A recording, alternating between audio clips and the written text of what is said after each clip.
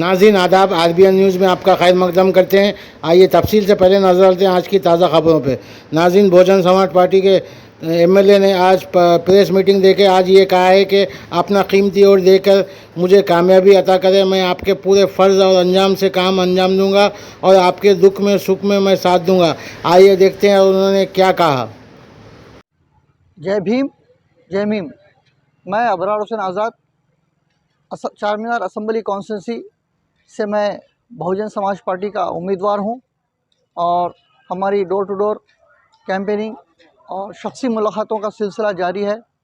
आवाम की तरफ से काफ़ी जो है ना हिम्मत अफजाई की जा रही है। बहुजन समाज पार्टी को लोग कांशीराम के दौर से जानते हैं और कांशीराम साहब के दौर में बहुजन समाज पार्टी का जो ग्राउंड में वर्क हुआ था उसी का नतीजा है कि आवाम जो है ना उसी वजह से हमको जो है ना बहुत पॉजिटिव रिस्पॉन्ड कर रहे हैं।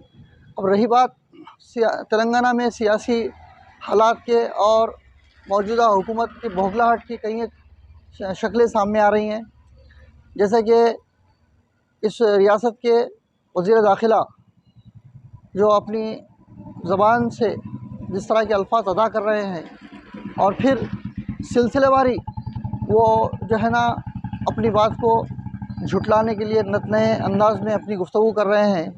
और एक इंटरव्यू को देते हुए ये बताया कि उन्होंने मेरे पुतले को जलाया, मुझे तो नहीं जलाया। तो आपको ये एहसास होना चाहिए कि आप एक मुसलमान हैं, आपको जलाया नहीं जाएगा, आपको दफनाया जाएगा। और कौम इतनी भी बेगैरत नहीं है कि एक मुसलमान को जलता हुआ देखेगी। ये एक इस्लामी नुक्ते नज़र से मैं ये बात को कर रहा हूँ। और रही बात आपने जिस तरह हज़रत उमर रज़ियल्लाहु ताला अन्हु के दौर को जोड़ने की कोशिश की, फिर उसके बाद में मीडिया पर उसकी ज़िम्मेदारी आयद कर दी कि उन्होंने उस क्लिप को निकाल दिया। और फिर एक इंटरव्यू में आपने ऐसी जो है ना माफ़ी के अंदाज़ में और इसकी मक्काराना हंसी के साथ में आप ऐसी वजाहती अंदाज़ में गुफ्तगू किए। ये तमाम जो है ना ये आपका दिवालियापन का जो है ना अंदाज़ा लग रहा है कि आप जो है ना इस वक्त बौखलाहट का शिकार हो गए हैं और आपको इस बात का कभी अंदाज़ा हो गया है कि टीआरएस पार्टी बीआरएस पार्टी इस वक्त में जो है ना अपना मुकाम और मर्तबा खो देंगी। और उसी का नतीजा ये है कि वज़ीर आज़म वज़ीर आला केसीआर के फ़र्जंद केटी रामाराव भी जो है ना ज़बान दराज़ी कर रहे हैं। वो जो है ना भगवानों से और अल्लाह से लड़ने की बात कर रहे हैं और वो ये बात करते हैं कि केसीआर जैसे ही हुक्मरान के दौर में अज़ान सुनाई देगी, लाउड स्पीकर में सुनाई देगी और उसके बाद के दौर में अज़ान सुनाई नहीं देगी।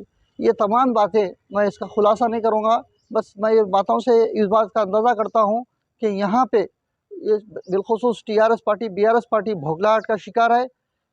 कागज़ नगर से आलमपुर तक और जो है ना सूर्यापेट से ज़हीराबाद तक बहुजन समाज पार्टी की जो हवा चल रही है उसी हवा का नतीजा है कि ये लोग जो है ना आज जो है ना बिल्कुल बेबहरा हो गए हैं।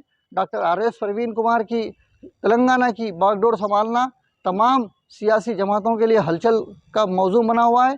और फिर एक मौके पे कविता कल्वाकुंडा कविता कहती है कि मुसलमान जो है ना एक कबूतर की तरह दाना डालो।